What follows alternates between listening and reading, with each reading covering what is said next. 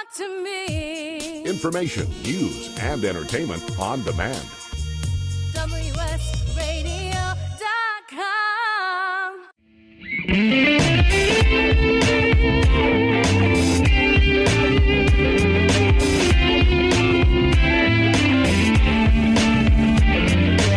Welcome to The Changing Stage, music gear talk from the manufacturers and musicians who define the biz. Here's your host, Florentino Buenaventura.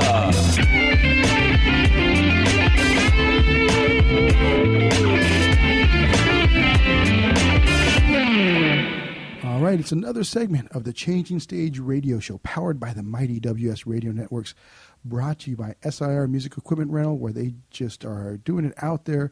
In fact, our guest probably has used some SIR equipment before because they are the number one company for touring. They also supply all the great audio and video gear for corporations. We also have Pitbull Audio at pitbullaudio.com. They are a great company that if you're in San Diego, you can go down to National City, pick up some of their gear, or if you are online, just go to pitbullaudio.com and go pick up gear. And then Stars Align Now, who has a concert coming up on July 15th in San Diego. They're out there helping to provide education in the areas that don't have school programs, and really trying to help the youth become more acclimated to their passions. And then in partnership with the folks over at California Music Studios, where they're providing teachers and helping teachers to connect with students. And we are here with another great talent. We were at Westlake Recording Studios in West Hollywood, and this is an amazing place. A lot of history, a lot of talent comes through here. From what I just found out is we were in the room that was created for Michael Jackson for the Bad album. That was pretty awesome. And we've got an amazing talent who is a drummer extraordinaire, and that is Mr. Leon Alexander. Say hello, Leon. Hey, how you doing? Hey, man. So I've been able to enjoy this. We're all here because Kevin's kind of put this all together as this project. Right. And, and he invited me down. I was like, dude, I got to come down and interview some folks, not just to hang out, but I want to get some of this, the history of what's going on here with what you're doing. And, you've got a big history. Yeah. With Kevin. Yes. So tell us how that all got started. Well, we go back way like 20 some years. We both were at UCSD together. Okay. Yeah. Right. I live nearby. Right. Yeah. Right, and both of us were mentored and studied under the great Jimmy Cheatham. Great Jimmy Cheatham, who influenced us. And Kevin's my brother. And so after I left, I went to Vegas and was doing big shows in Vegas.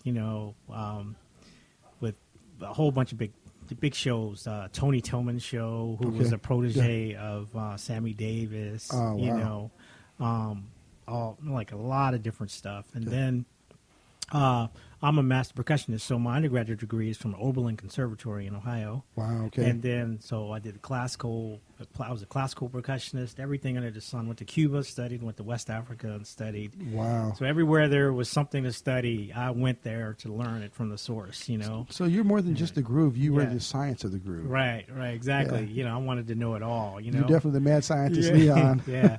And so Kevin and I, we've been playing together since the early 80s. Yeah. And I mean, so you probably were rolling with him and Jamie. Right. We were we had a group called Split Decision, and Jamie Foxx was one of the lead singers. And that was funny. He has some real video of that too, I think, somewhere. Awesome. We have to play that, put it on the website. That's so funny. Yeah.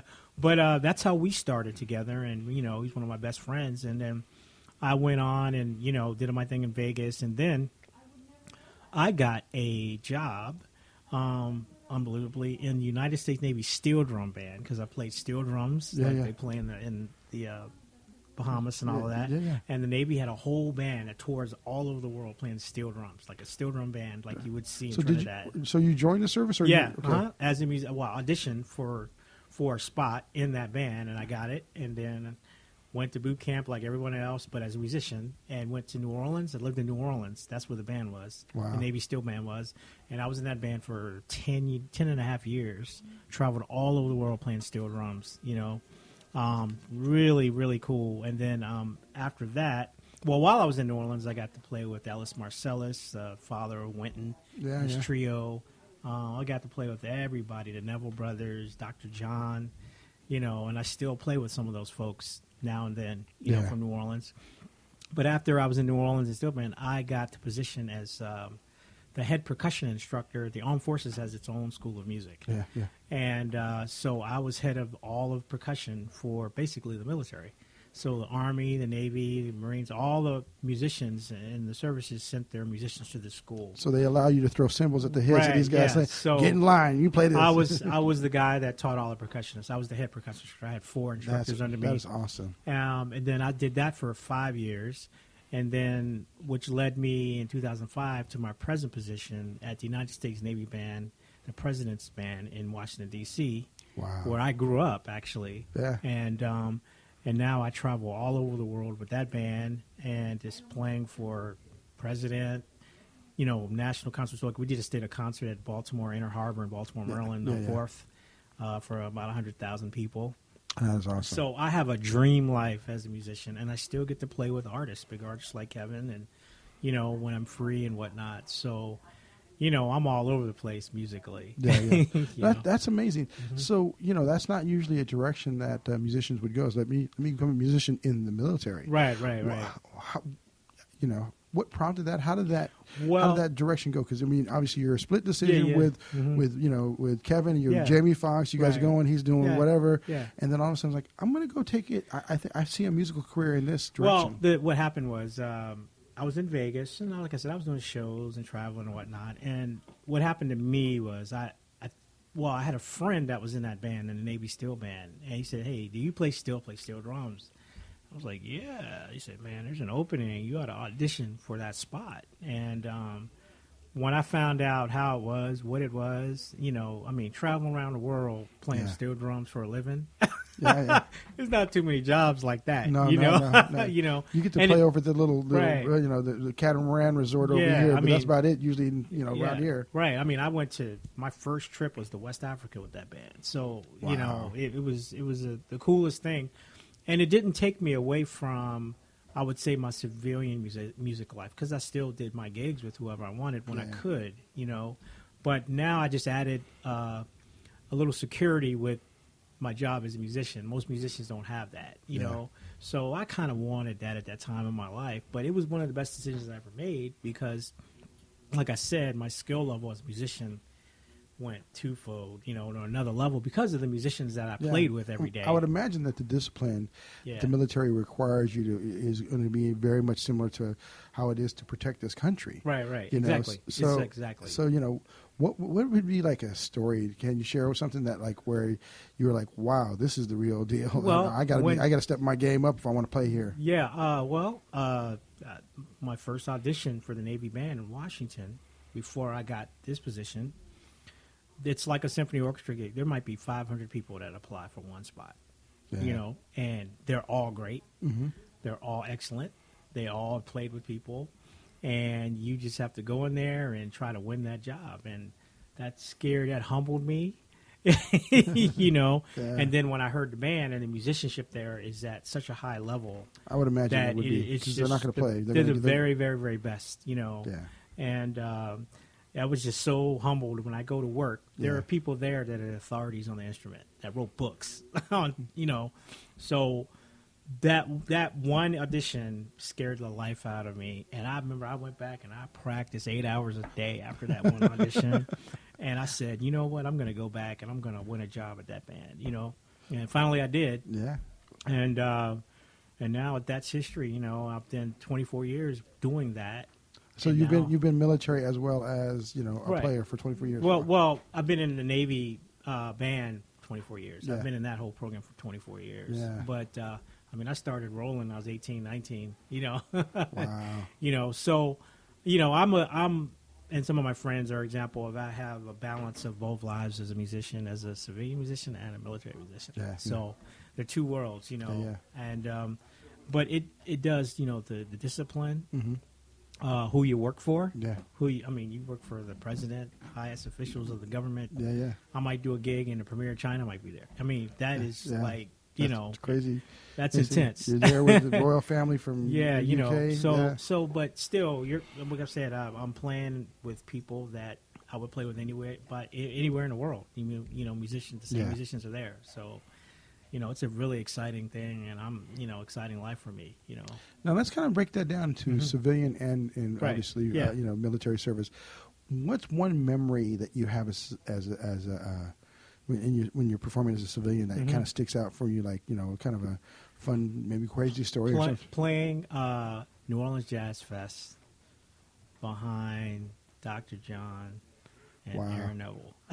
Wow, You know? that would be amazing because Yeah. those are two of the seminal players for that sound, and Yes. they've Right. really kind of driven soul to a whole nother level. Yes. From Yes. being there, the Neville brothers obviously, and then all the history that kind of comes along with it. That is amazing. And what were you thinking when you were like sitting there in the drums, the best seat of the house? they say, right? I'm just thinking to myself, wow, how am I here, right? I was like, wow. But what's cool about New Orleans and the way music is there, it's like a family thing. So Yeah. everybody knows each other. Harry Connick, the Marshall, they all grew up together. Yeah, they they all did. grew up around each other.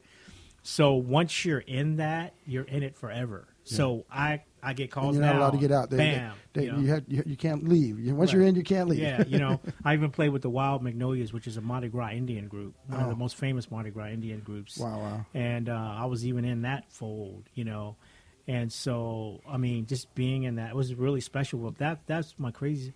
I think one of the best stories is playing behind those two, Yeah. and they're just like, man, it's like I didn't know, no rehearsal, nothing. It was just Jump just in. hit, and they didn't care. That's the way they are. Yeah, you yeah. know. It's all about the feel. Mhm. It's all about the feel. Yeah. The meters came out of that area. So it's Mhm, just, the meters, right. And what most people don't know is Art Neville of the Neville Brothers is one of the founding members of the Meters. Yeah. Right. Well, I mean, he's the one.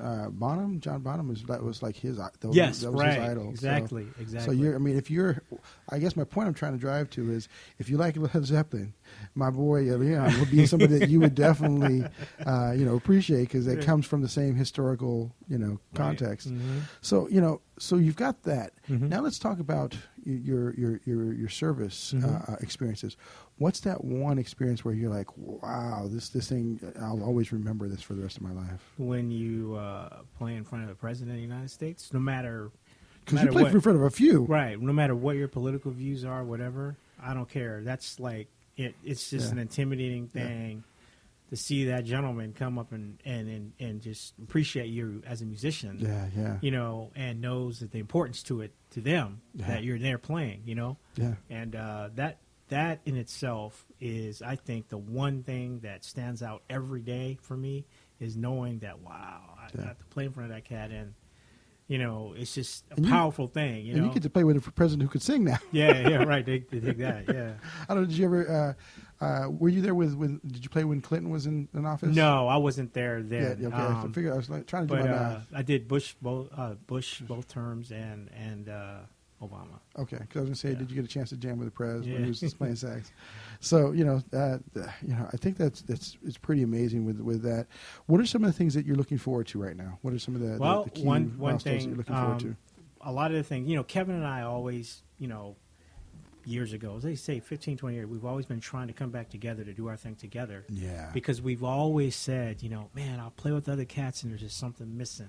And I'm always thinking, well, Kevin can do this. That's your musical soul brother right there, man. Right. And we all said, okay, we're going to get it together. And then all of a sudden, he just called one. Well, no, what happened was I did a concert with my group for autism, a jazz concert for autism. Yeah. And I said, Kevin, I want you to come here. You got to play this gig.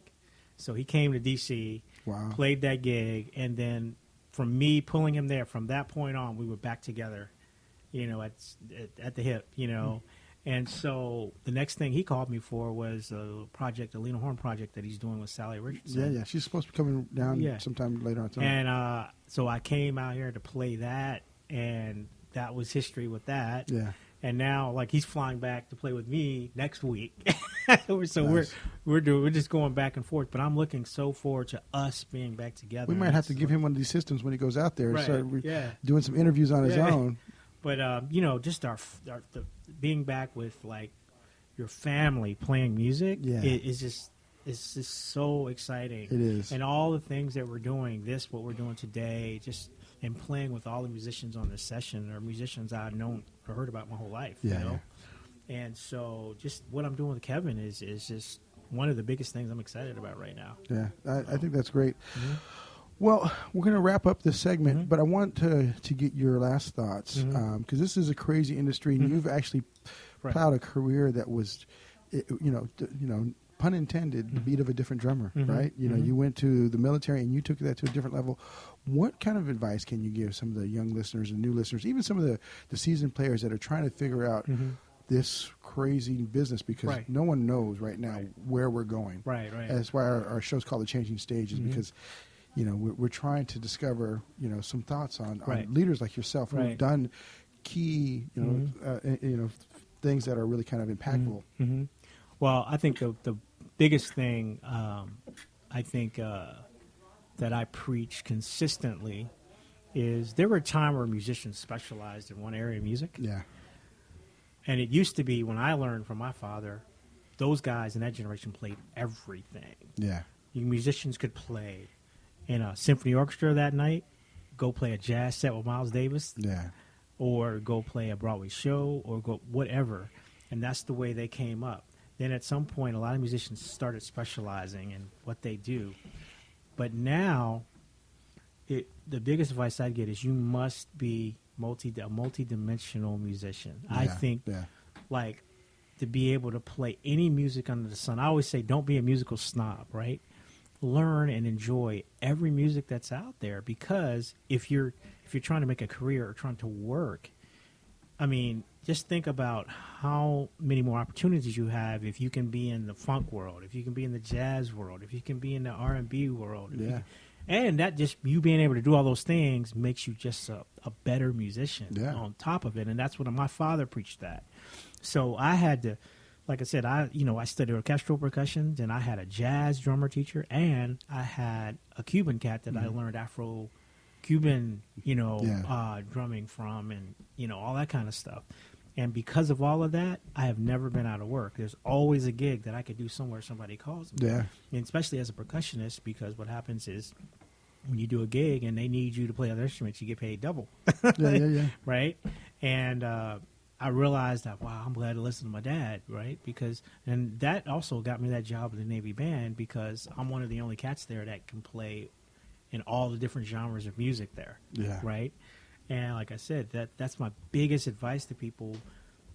Just open your mind and check out everything you possibly can, and just don't limit yourself. You have what you love, but if you check out all these different things, that's going to make what you do love even better. Yeah.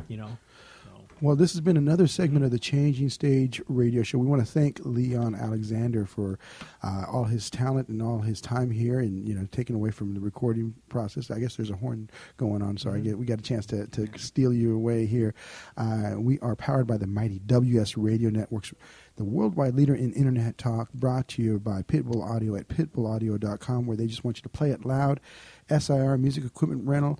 That's where all the pros go. They've got SIR equipment here, right where as we're recording. I seen it there, and they provide it for studios, for sessions, for corporate gigs. They're always there. Of course, Stars Align at Stars Align Now. Don't miss out the concert on July 15th, and then of course their partner in this mission, which is California Music Studios, where they connect teachers with students across Southern California. And make sure you stay tuned, because we'll be back here in a very short while for another segment of the Changing Stage radio show.